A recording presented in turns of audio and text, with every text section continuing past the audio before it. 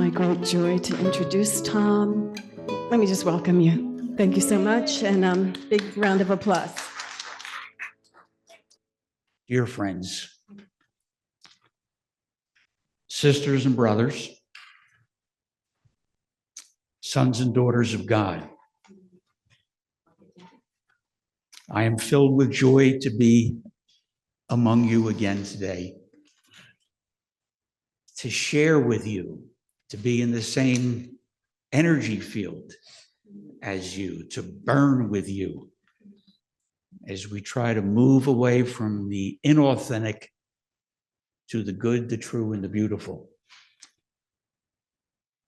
I guess that you heard that I had open heart surgery. Well, that open heart surgery was honestly a piece of cake compared to my first open heart surgery back in 1976. Wow. But that wasn't a physical thing. That was when God split my heart open and changed my life permanently. The other open heart surgery of a year ago, I let that go, but this other one I think about every day. There was life before 1976 when I was 31 and a half years of age, but that was the old Tom Leger. When God opened me up, I felt that the old Tom had died. From then until now, at almost every moment of every day, I remember that turning point in my life. As I often do, I like to start with a quote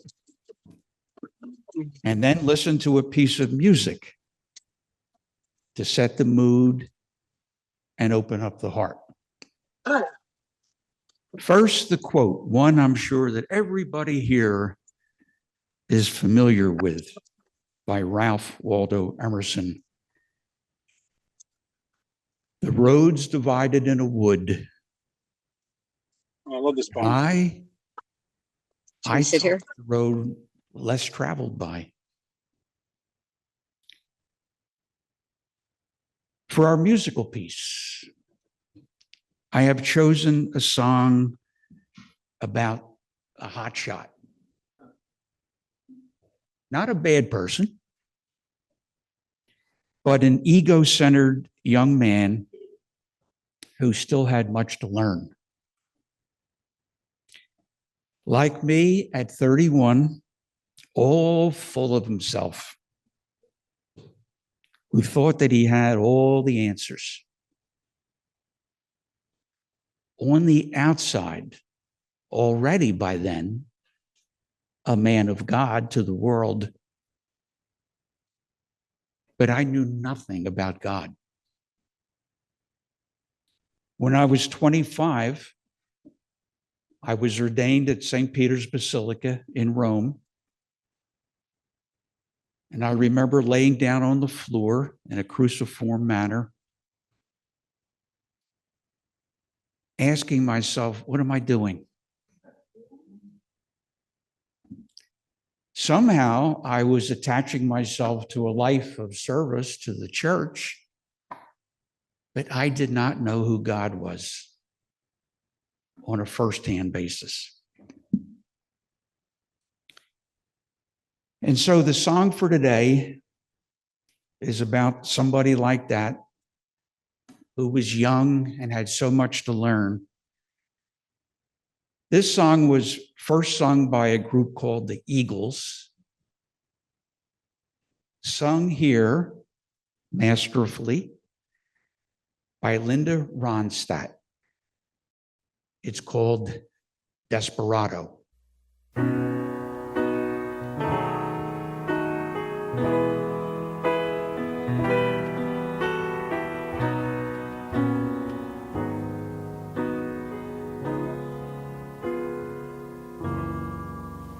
Desperado,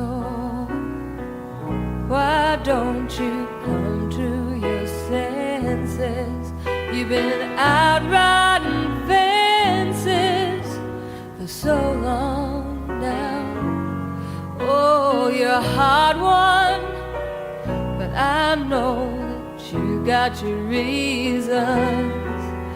These things that are pleasing you will hurt you somehow. Don't you try the queen of diamonds, boy, she'll beat you if she's able. The queen of hearts is always your best bet. Well, it seems to me some fine things have been laid upon your table, but you only want the things that you can't get. Desperado, you know you ain't getting younger. Your pain and your hunger driving you home. And freedom, oh freedom, well that's just some people talking. You're prisoners walking through this world all alone. Don't your feet get cold in the wintertime? The sky won't snow and the sun won't shine. It's hard to tell the nighttime from the day. You're losing all your highs and lows. Ain't it funny how the feeling goes away?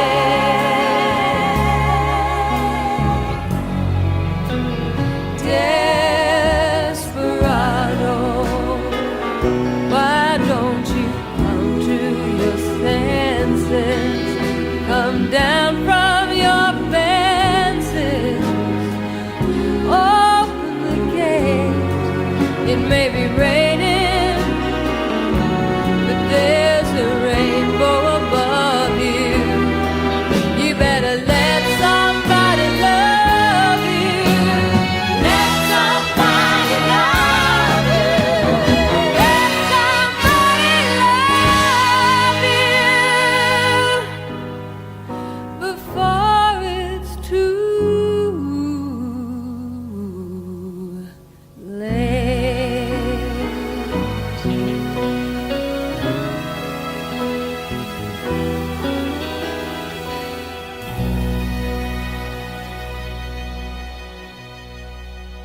I looked up Linda Ronstadt the other day on the internet.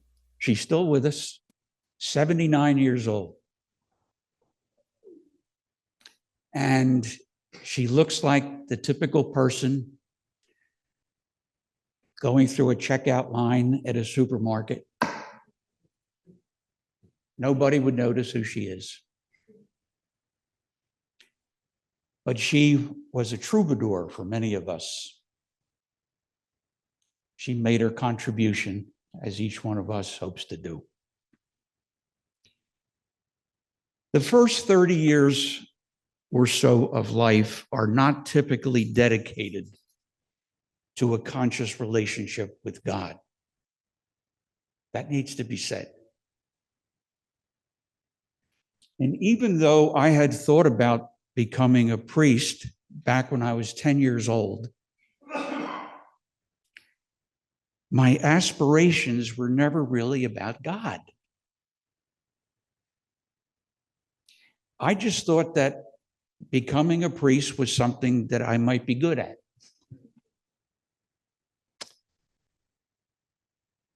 Those first 30 years are like that for most of us. We get an education, get a job, and perhaps settle down with someone or not, and perhaps start a family or not. To sum it up, deep questions about God and other spiritual matters are usually put on hold for most of us at that time. And that's the way it's supposed to be. But then around 30 years of age or so, we often begin to feel some inner stirrings, stronger for some than others. These days, it seems that that period often extends until age 40 or so.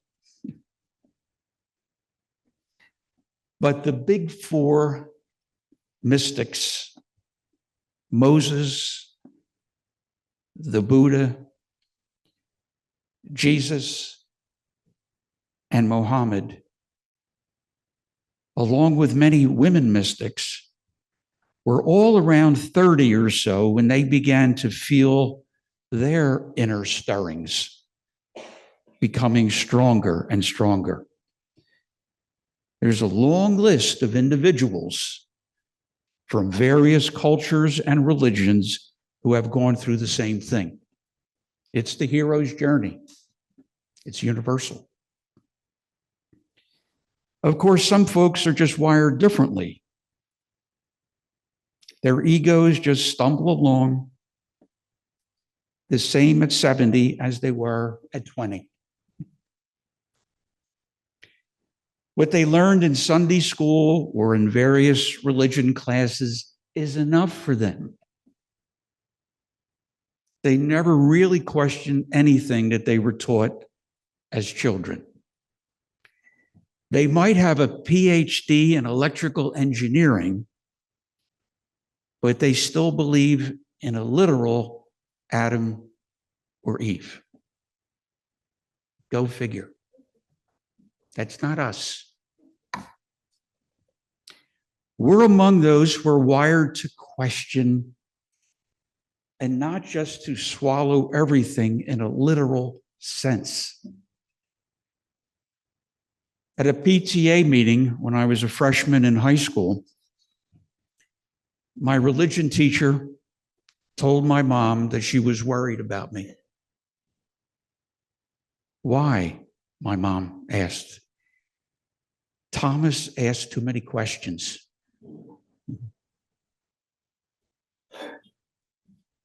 Some of us just have a burning in our hearts, but we cannot just accept things without also using our brains. We thinkers are not being asked by God to be irrational, but transrational, not going against reason, but going beyond it. We will then, however, need eventually to take what philosopher Soren Kierkegaard calls a leap of faith. God is calling us to step into the next dimension, one that could generally be characterized as a unitary consciousness. But first, our ego, our false self, must be knocked off its high horse. And I think the reason that some people feel this experience more than others is the bigger they are, the harder they fall. If you've never had a huge ego, it's not that much of a transition to go beyond it. But in my case, it wasn't even just having a strong ego, which I now see was based upon a sense of inferiority. But I was in love with my image. Handsome, athletic, everybody loved me, great speaker. I was on television already by the time I was 26 years old, writing every week, coming up with books. in demand all over the country. So that's what I was identifying with. So a battle of wills was being set up. Will it be the ego or the true self? Who will win? They both have their place, but only one can be in charge. That's not a rule, that's a law. The stakes are very high. I call it a wrestling match with God. It was being set up, in my case, as a fight to the death, and only one was going to win. I know it sounds very dramatic, but for me, it really was. Whom do I serve? Is it something beyond myself? Or do I just perpetuate this image, gliding through life, loved by everybody, at that point even making lots of money? Now, this battle will go on until we're 6 feet under. But there's something that we will never forget about the first time that we have put on our boxing gloves and stepped into the ring with God. You will never forget it. And if you do survive it, you will be like Jacob was, forever wounded. You'll be humbled, but you will be a new person. Here is the story, in a nutshell, of the man standing in front of you, whose credentials for giving this sharing today have nothing to do with his schooling, but only with what happened to him when he dared to step into the ring and was pinned to the canvas.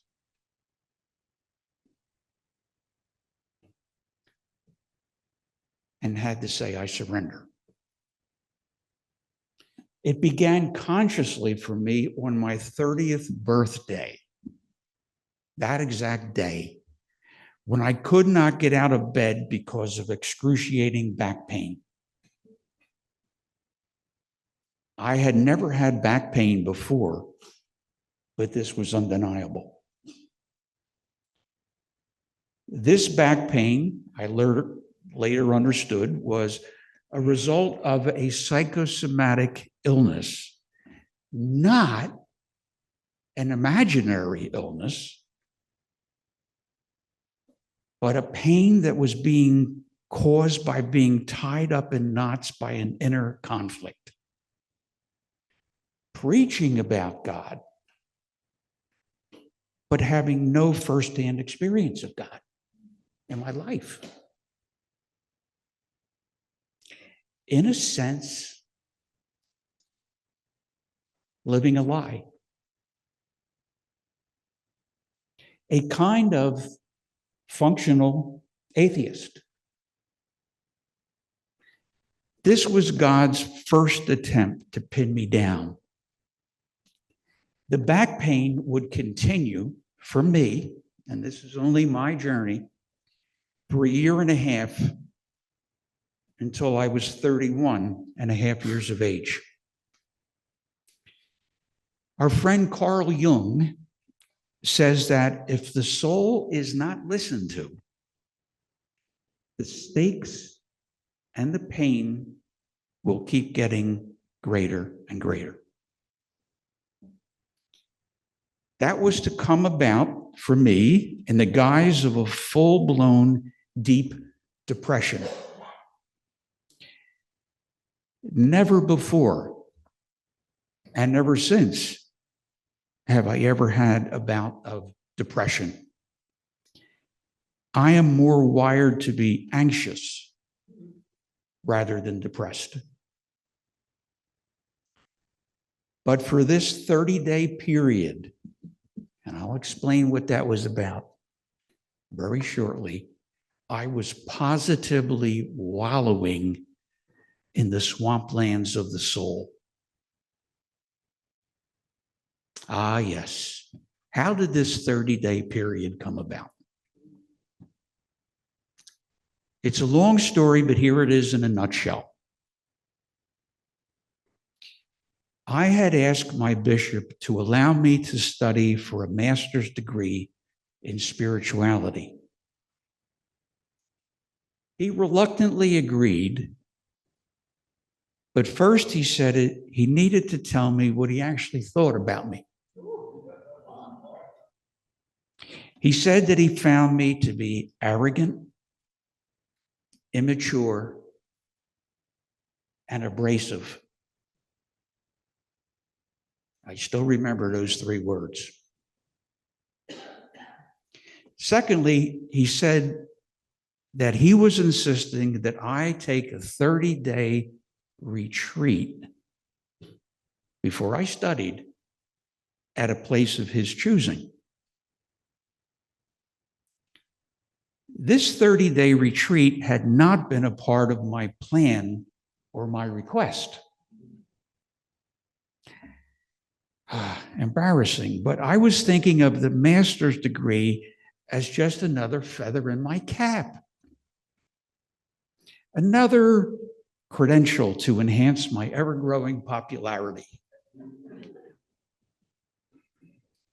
By age 29, for example, I had been elected as the president of the Priest Council in southern New Jersey, the youngest one ever in the country. So, sky's the limit. The retreat turned out to be a disaster on one level, but I needed a disaster,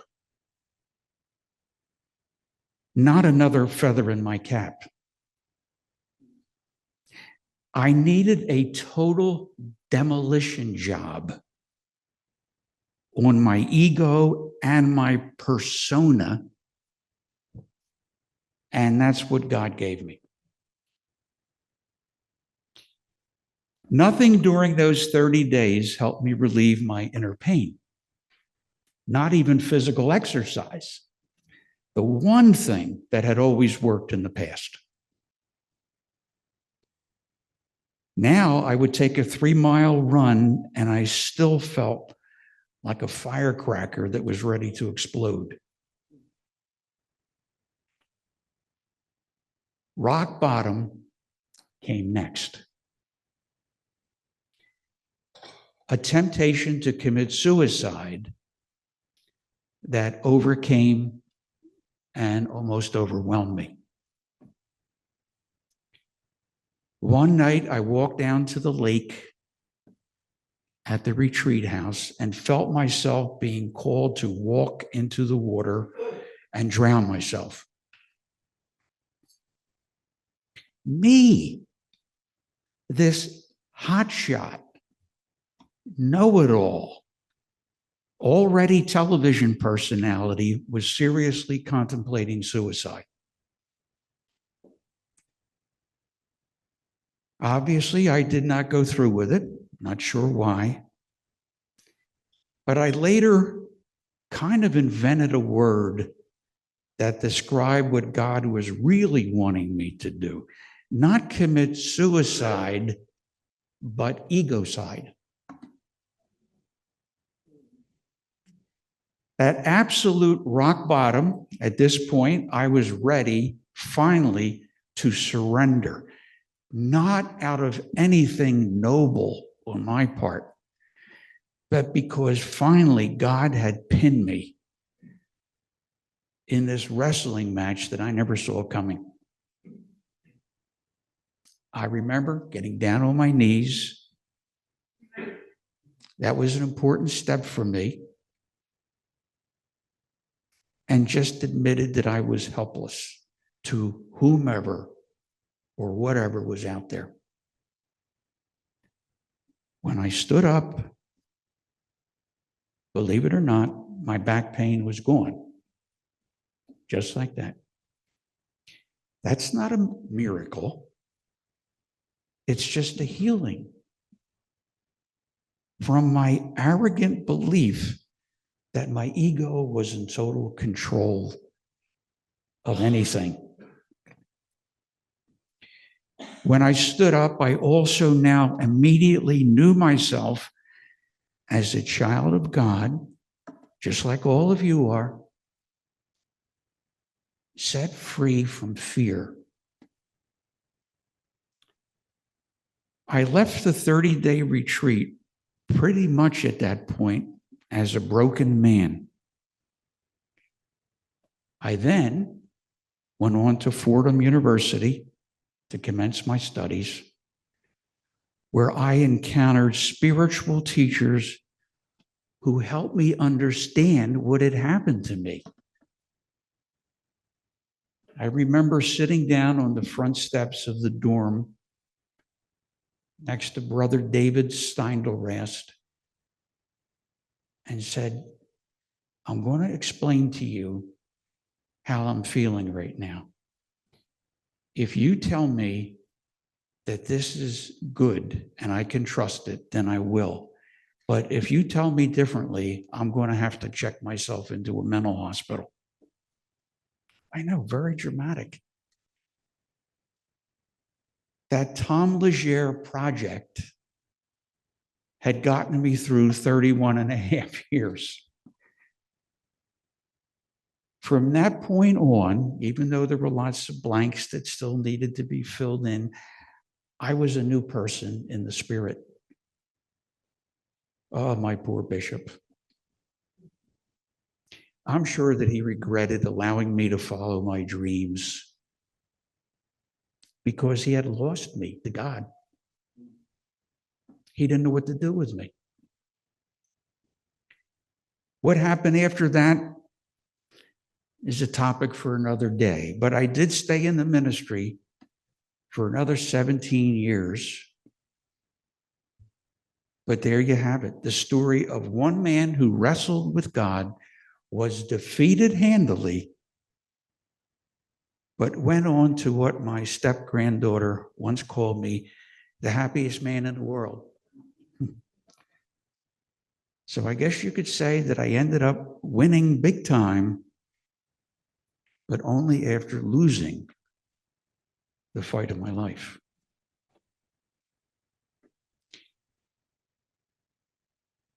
This is always a good time to share because that was only one person's experience of wrestling with God. Some people, a few people over the years have understood it. But many people, including just about every one of my colleagues in the ministry, looked at me a little bit like a side dish they didn't order. They still liked me, but they had no idea what I was talking about.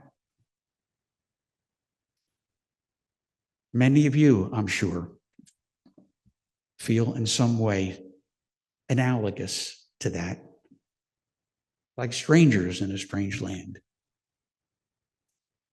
But let's just open things up and to see what questions you might have or what sharings you might have.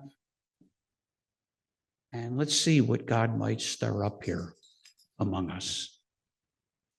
And it is a good thing to use that microphone. Everybody always says, oh, everybody can hear me, but they really can't. And in this way, we get it on Zoom. So Yeah, good. was that you, Pat?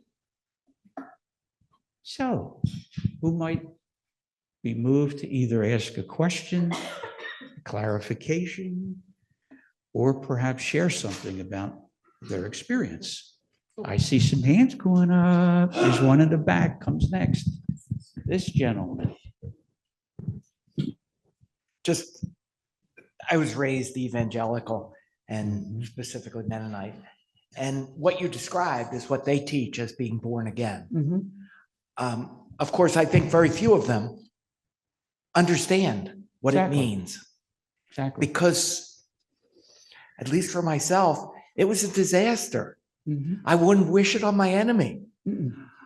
although I'm glad to have experienced it. Mhm. And I don't know how else to say it. It's that experience when you have no choice Mhm. and you need to face it. I'm just not sure it only happens once in life.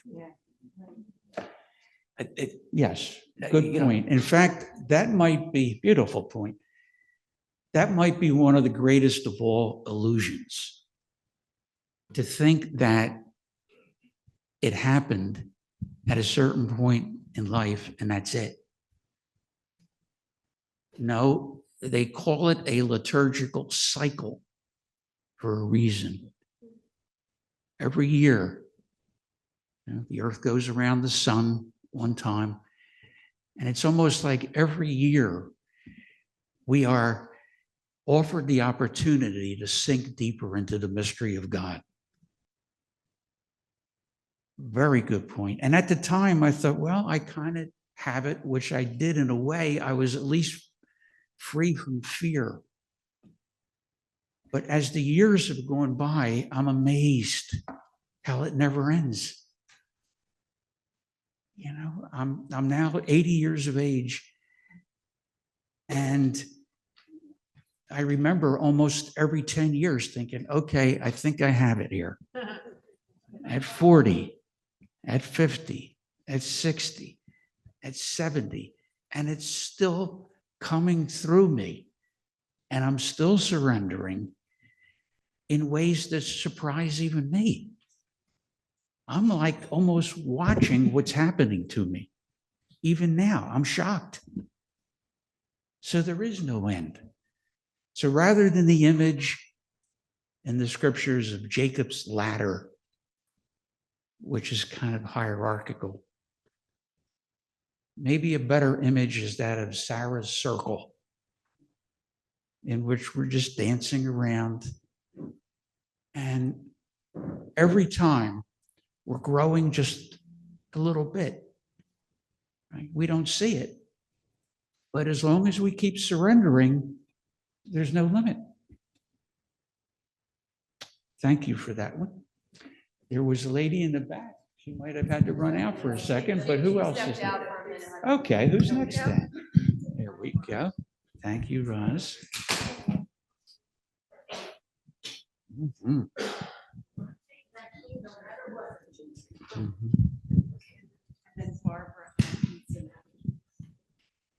I don't know what I'm about to say, but I've really been relating to what you're saying. And I'm not 31, I'm 86, but the rug has just been pulled out from under me. Yeah. And I had finally come to a place where I'm accepting myself, and all of a sudden, it's all gone again. It's all something very difficult has happened in my family. And I mean, it's directly aimed at me. And I don't know what I'm about to face, but it's going to be a huge change in my life somehow. And it feels like what you're talking about. Sure. Thank you. And there actually can be something about that personally that's beneficial to us. Dr. James Hollis, who is a Jungian analyst, talks about the periodic necessity of entering into the swamplands of the soul. In other words, it's not and never has been and never will be just climbing up this ramp that's always going up. Sometimes the bottom may fall out, and all of a sudden we have no idea where we're at. But something good can come out of that, which doesn't mean that the thing that happens is quote unquote good in itself. Because sometimes bad things happen to good people. But God has a way of making something good come out of any situation, any.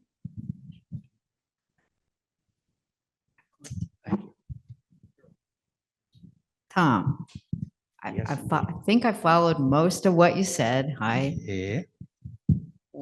I'm missing something. What did the person who you asked right before you, at the end of your talk, that was, if they didn't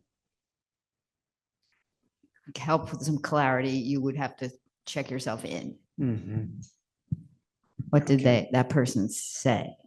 Okay. It wasn't so much what he said, but it was his body language and the fact that he smiled at me and he put his arm around my shoulder and he said, "No, you're okay. This is part of something that you will come to understand better in the future, but just trust it." This guy was a Benedictine monk. He's still around, believe it or not. He's in his upper 90s, I think. But that also shows one tiny bit, not to go off on a tangent, how we never know how we can be of help to people. I'll bet you $1 million he doesn't remember that conversation, but I do. But it was just somebody understood. There was another person that I shared it with who happened to be a Catholic nun. Most of the priests and sisters did not understand what I had gone through. Not at all. But she would not be dissuaded. She said, "Tom, I think something very important happened to you spiritually." And I said, "You're not hearing me." I said, "I'm thinking I'm losing my mind. Okay, I'm not in control anymore. I don't know who I am anymore." And she just said, "You will come to understand that." And she was right. She's in heaven now. But that also points out something which mystics talk about. It's the only big word we'll use here today. It's ineffability, which means there are no words. It's more just that somebody looks at us, doesn't even have to say, "I understand," but just they look at us in a way that affirms what we're going through. Because I thought, who am I to have an experience that nobody else can relate to? This has changed my life. I now see myself in the world in a completely different way, and everybody else is just going yada, yada, yada. But it was just that this person knew that he knew that he knew what I was saying. So that's all it was. It wasn't so much the magic words. It was just the look of knowing and the affirmation that went along with that.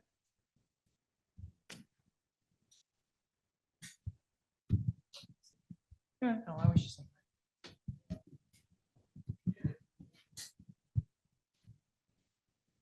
Tom, Hey, nice Bill. to see you today. You too, brother. Can you visualize God, you personally? Can you, when you pray or you're in a meditative state, can you visualize God? No. All the images, especially of my childhood, they're all gone. And, I do know for sure that God is not an old man in the sky who looks like us. That's an image that I let go of. But it's more of a feeling that somehow I am in the hands of something that is good and true and beautiful, although it doesn't have an image. Interesting little story. One of the great theologians of all time was Thomas Aquinas, right? And he wrote books that are still being used in seminaries over the years. But at a certain point in life, he had, surprise to him, a mystical experience. And it is said he never wrote another word. And he tried to summarize then who God was in terms of adjectives, not images. And he said, God is the good, the true, and the beautiful. So whenever I'm in the presence of any of those things, the good, the true, and the beautiful, then I am caught up in the mystery of God. But there are no images anymore at all. It's similar to what is spoken of sometimes in the Eastern perspectives of religion. It says, God is not this and not that, and not this and not that. So you keep eliminating rather than affirming, oh, God is okay. You could say the good, the true, and the beautiful. That's one way. That's the affirmative way. But the so-called negative way is that there's nothing to say. You are caught up in this mystery that is greater than yourself. But when it comes to images, see, that's why I'm not a religious person anymore. Because the images of religion are all true if they are seen as metaphors. This is what Jung couldn't understand. He says, why do you keep insisting that everything is literal? So when I go into a church, for example, that is filled with images, I see it all, I'm caught up with it all, but it's all metaphor. And that's why I even made a decision fairly recently that despite being a cradle Catholic, I don't want to be buried with a church ritual, because it would be making a statement about something that I don't believe in. Okay? If it's seen as metaphor, yes, but the people in that church are seeing it as literal. And we're at a point in our evolution right now. I think we need to go beyond the literal into the universal. Okay. Thank you. Yes, sir. Yes, Bill.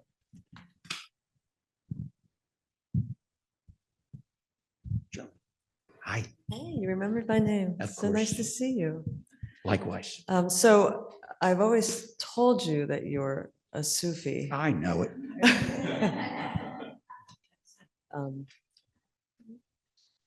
When we talk about this need for surrender and that it is ongoing and it's Yes. cyclical, what came in my heart when you said that was, may it be so, Mhm. because otherwise, what are we doing here? Yes.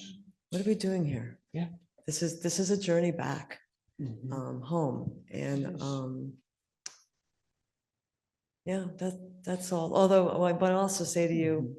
that I have used that expression. What is it that you know, that you know, that you know? Oh, So many times in my life, because you said it in our Yeah. class. But thank you for the story. And yeah, I just feel like this is what it's about. This is what's Yeah. supposed to be happening. And also letting it, like, it's a release. It's liberating to not be in control. Yeah. Who wants to be in control? I know. So, Let me and just- also, with regard to what you're saying, where you're eliminating. Mhm. La ilaha illallahu, Mhm. there is nothing but God. Yes. let me just share one little Sufi story then in your honor. This was about a person from the Islamic faith who was an absolute genius, recognized by everyone as a wonderful theologian and a future leader of the different religious pathways. And so he decided that he himself was going to go on a little retreat in a Sufi monastery, just to kind of clean things up a little bit, like I was going to do. And the imam said, for the next 2 weeks, when anybody asks you a question about anything, there's only one answer that I want you to give, and that is, I don't know. This killed the guy. Because if you're an intellectual, your whole self-image is based on the fact that you've always got an answer. But just to say, I don't know. And it was only after 2 weeks that the imam said, you can stay.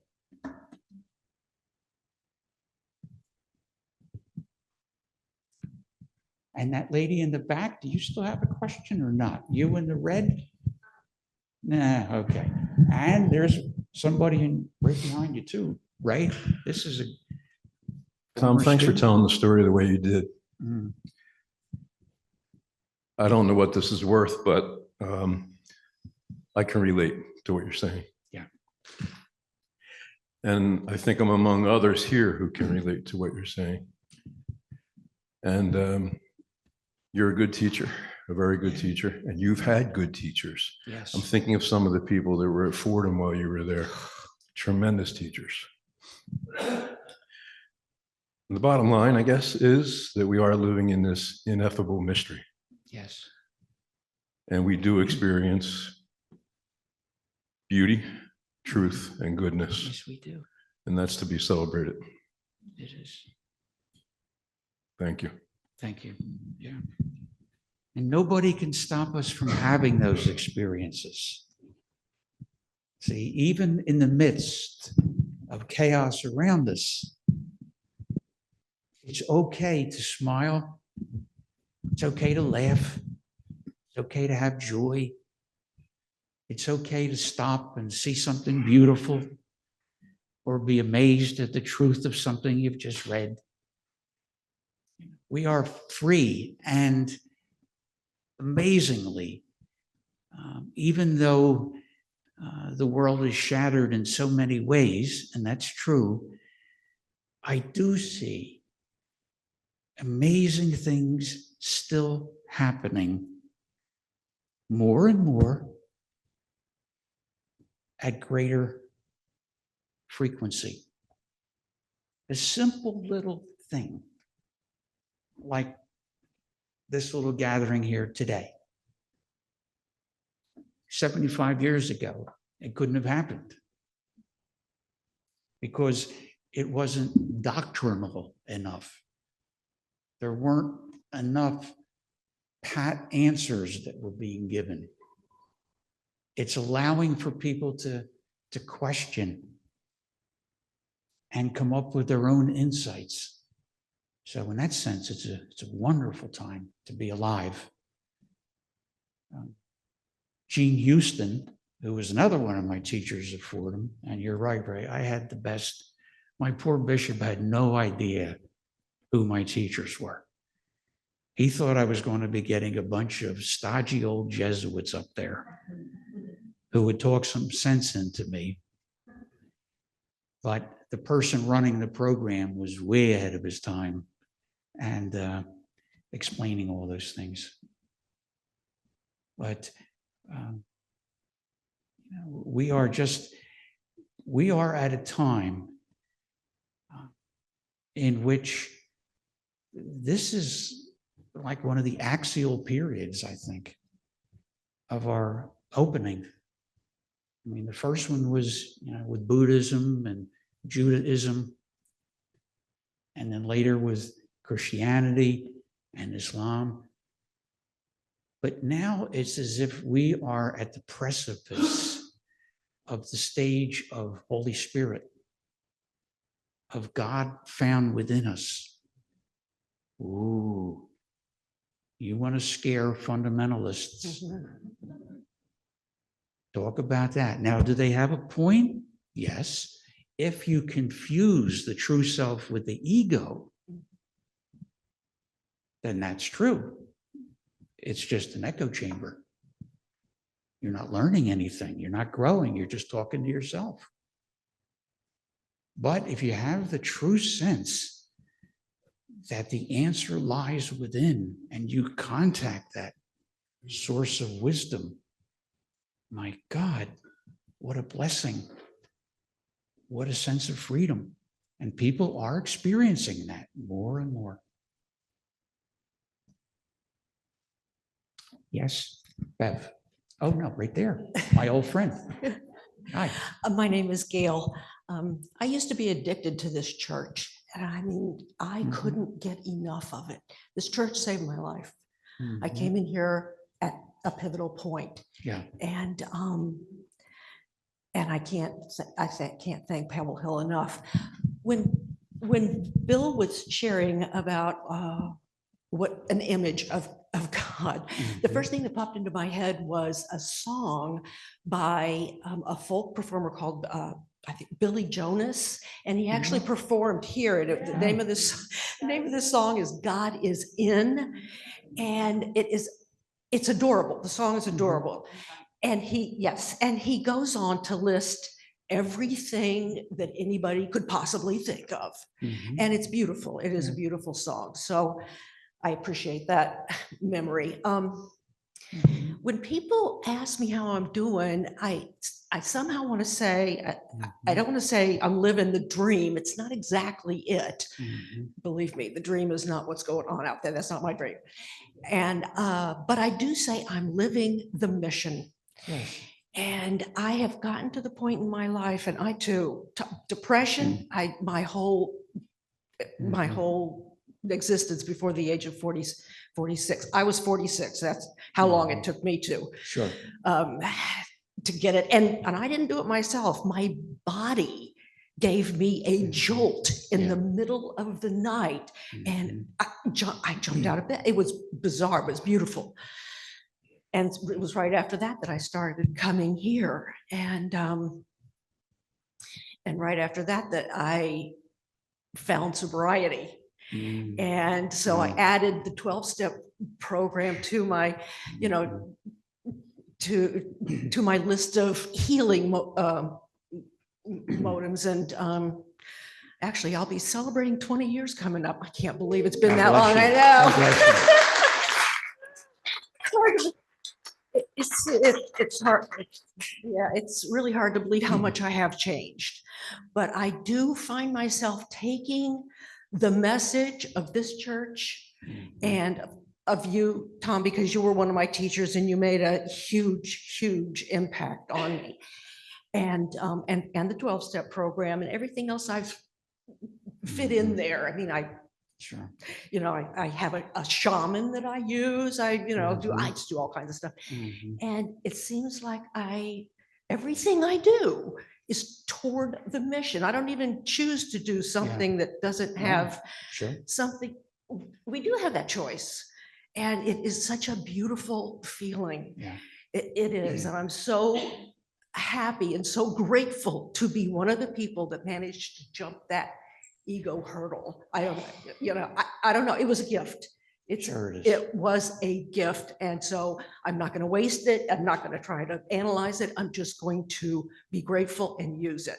And thank you for being here. Thank you. Thank you. As the microphone comes around, just a real quick comment here with the 12-step program. People think, well, the first step is you have to acknowledge a higher power. That's not the first step. The first step is to admit that your life is out of control. And that's what this wrestling with God thing is all about. To come to that point of saying, I am powerless, I don't know who I am anymore. That's when God has a blank canvas that can do beautiful things in our life. Yes, Bev? So all of you who know me know that my husband, who's the love of my life, is now in long-term nursing care. I always been fortunate enough to be in touch with God or higher power. And yesterday I was feeling kind of down because my stepson, who stopped talking to me, he and his family took Chris out for the day, and I, of course, wasn't invited. I was feeling kind of down, and I asked for help, because when you ask for help and you surrender, it goes away eventually. It didn't go away yesterday, and I commented to God, it's still here. 5 o'clock in the morning, I was woken up, and for whatever reason, I was given a life review for the last 50 years. But what I was shown was in every obstacle that I faced, there was a positive outcome in all of it, no matter how traumatic it was when I was going through it. Yeah. So the memory is to surrender it and know that a higher good is about to happen. I just wanted to share that. Beautiful, Bev. Thank you. Thank you. Thank you. God bless you and Chris. There's a gentleman in It's the quite a back there. journey. Okay, Nancy, unless you All would right. like to say something. would. And I then, just want to say thank you so much for coming and being here and sharing your story. And it's always just great to see you. thank you, thank you, thank you.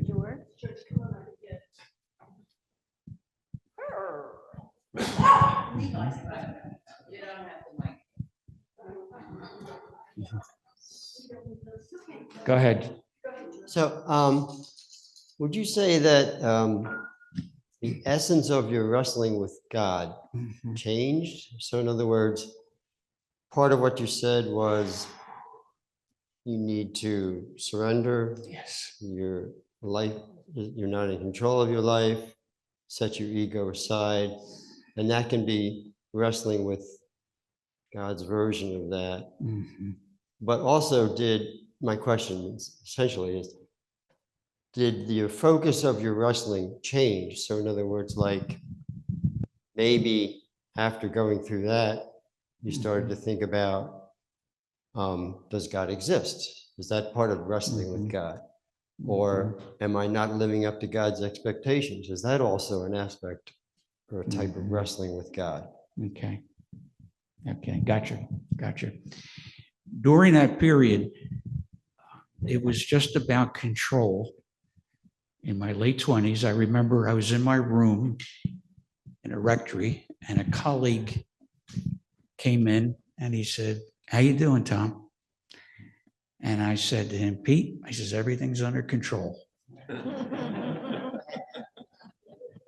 What an imbecile, of course. Oh. And I held my hand out and I said, "Look, see, you talk about making a real fool of yourself. Everything's under control. See, steady, a little shakier now at 80, but." So, there was that. But after that, I never again questioned the existence of God. Like, that was my first experience of God at 31 and a half years of age, after being a priest for 6.5 years. And people might say, "Well, what the heck were you doing in the seminary? Weren't they introducing you to those kind of things?" Very little. It was all about the head, and about memorizing things and passing tests and stuff like that. So those first 31 and a half years, I'd even used the term, I was almost like a functional atheist, kind of a Christian humanist. I really dug deeply into the mystery or the life of Jesus. That whole thing always made sense to me. Like, this is the superhuman. This is as clear as God could state it. You know, that part I got. But the whole idea of the Holy Spirit, God the Creator, none of that was there. But after that, oh yeah, then I was all in. You know, and at that point, all the questioning had to do with, now what? Now what? So it was, here I am, God, I come to do your will. And I was never sure what the next step would be, but here's how I went through those next 17 years. I said, today I know God wants me here, so I'm going to give it 100% until I'm sure that I'm called to do something else. So the surrender was to where God had me on a day-to-day basis. So I would pay attention to that. Do you think that was the hardest part of the wrestling? Yes, it was. You know, because, you know, by the time I left the ministry, I was close to 50 years of age. And a lot of it was just the false self whispering in my ear and saying, you're going to leave at this age? A couple of my friends even said, you could have just mailed it in for the next 20 years. You're going to walk away from room and board and health coverage and everything that a human being normally would be satisfied with. And you're going to kind of walk out as a street person. But it was only when I was ready, though, to take that next step, because I knew that also I was going to trust that God was going to use me as almost like a freelance spiritual minister. Do a little bit of this, a little bit of that.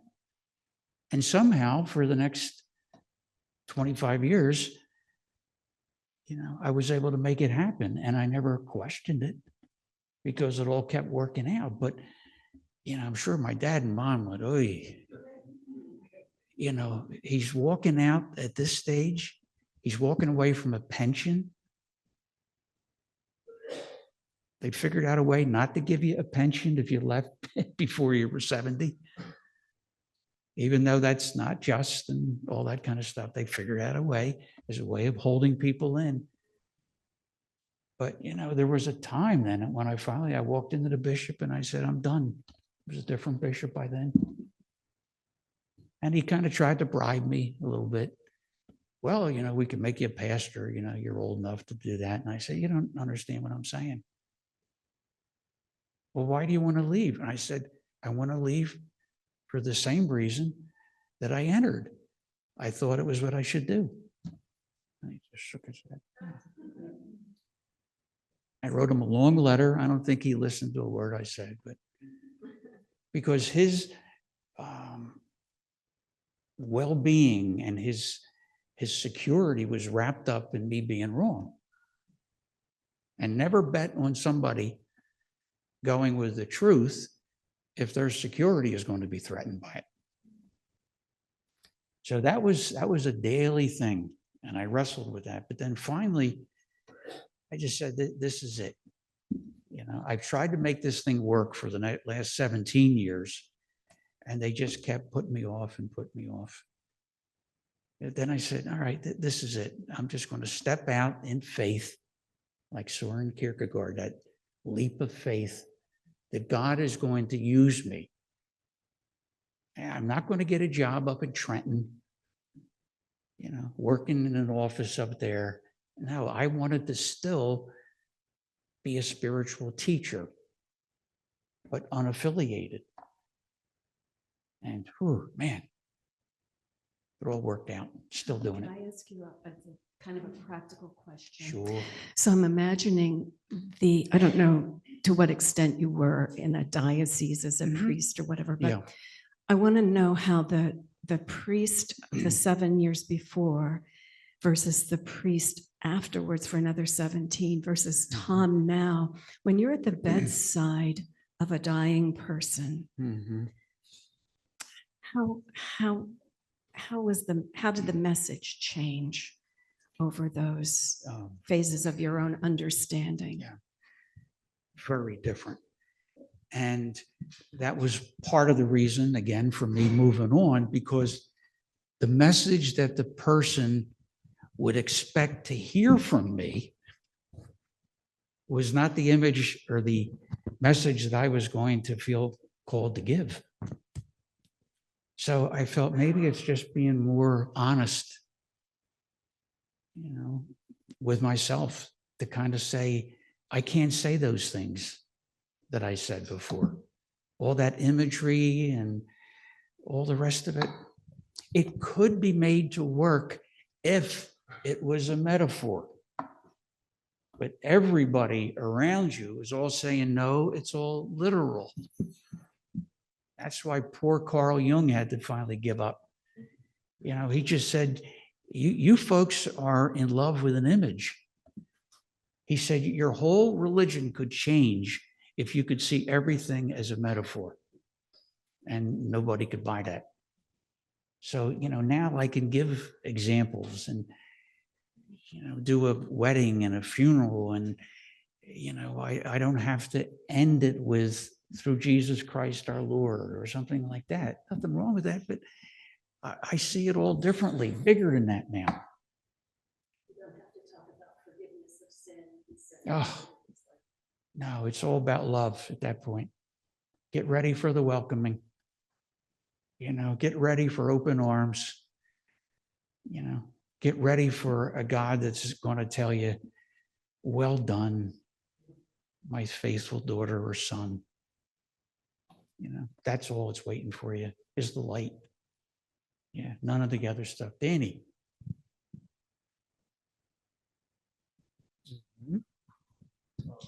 I just want to know, did that experience, and I'm sure it's ongoing, I imagine Yeah, it might be ongoing. Sure it is.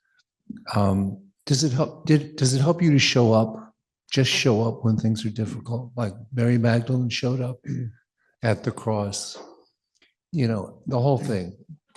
Does it help you to be there in love for people in a greater capacity? Do you see it like that? That wrestling? Yeah, because I don't have to have an answer anymore. Precisely all that is needed is for me to show up. Whereas before, it's like, okay, Father, would you lead the prayer here? Or, what message do you have for us? But now just to sit down in solidarity with somebody. So I'm not afraid of any situation now, because I don't have to have the answers, except to know that God's in charge, will make something good come out of this. And it's all going to be okay when we've done this job of ours of going through the earth. So when you talked about suicide, I did actually get really, really close to it. So as a lot of people probably have at some point in their life, but I always remember it. I remember the feeling that I had at that particular point, and the things that were turning points happened to be family and love. But around that time also, I had a nun in high school who probably was going through the same thing kind of that you were going through, that wrestling. And she didn't teach anything that she was supposed to for that first year in high school. I didn't know it at the time, how lucky I was, but I knew something was different. And she said, no, don't get the Bible, don't get that big book, don't blah, blah, blah. And she taught us very practical things, but also critical thinking and what should be maybe common sense. But you could see it in her, this thing that she went through, and that also stuck with me. It's a long time ago, and she really was a deep part of me understanding that I knew nothing. And and that I have a difficult time calling what I thought of God, God anymore. So I just don't use that word. But I'm looking at what is happening now.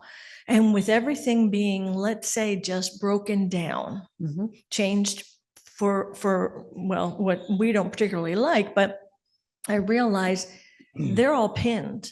All of the Department of Education, Department of Defense, all of the government things that are happening, and in many other countries, they're all pinned down. They don't realize it yet, but I believe that when you described it, that's what I started to think of. The jig is up. They don't really realize it, but something is happening here that just what you described it. Yes, it's not going to be tomorrow, but it is going to be in our lifetime that we're going to see. So everything that you said just seems like it has been happening for me almost every day. Not really, but I can kind of carry it through. But I think that we're going through that. Sure. The world. We are. The planet. Yeah. And we've got this idea that somehow things were supposed to keep getting better. That's the so-called modernist approach, that the way you're supposed to handle things is with a nip and a tuck, move things a little here, fix this up. No, sometimes Shiva has to come involved here, the goddess of destruction in Hinduism, and just blow the whole thing up. And whoa, wait a minute, that's, well, why wouldn't it be? In a big sense, it's like an exhalation. When you inhale, we were inhaling for hundreds and hundreds of years. And now all of a sudden, it's all getting knocked down like a bunch of 10 pins. But it's only so that something greater can come out of it. If you believe in an evolutionary universe, which I do. But this is a hard time.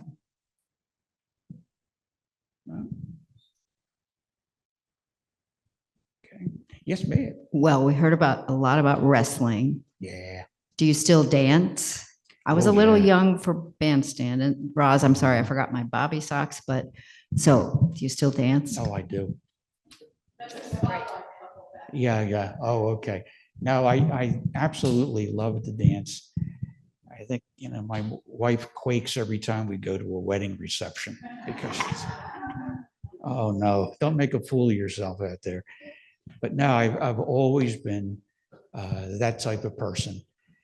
And I'll tell you, with all the upbringing that I had, which was very strict and everything, that was one of the few times that I could just let go. I didn't like the kind of dances that were orchestrated. I would just let the music lead me. And at that time, it was like another side of Tom Legere. But then when that was over, I had to clamp him back in again. So now I don't worry about that. Yes, Ms. Mosley. No, I just Okay. wanted to, Okay. Yeah. Thanks. You probably did need to you conclude things. Did you want to? Well, I'll conclude. But any final thoughts? Or? Just, I think it's a wonderful thing that everybody here continues to do. Because in a sense, every time you walk in the door here, you're saying to yourself on one level, I don't know. And that's the beginning of knowing. But other folks who think they got all the answers, God bless them. But, it's, so let this be the place where pebbles get thrown into the pond. There's no conclusion here. There's no, set way of following certain instructions. And for some people, that's disheartening and a little scary. But, I think it really does have its place. So I always enjoyed coming here to Pebble. And God willing, I'll still be with you as long as we're all still alive. Yeah, thank you.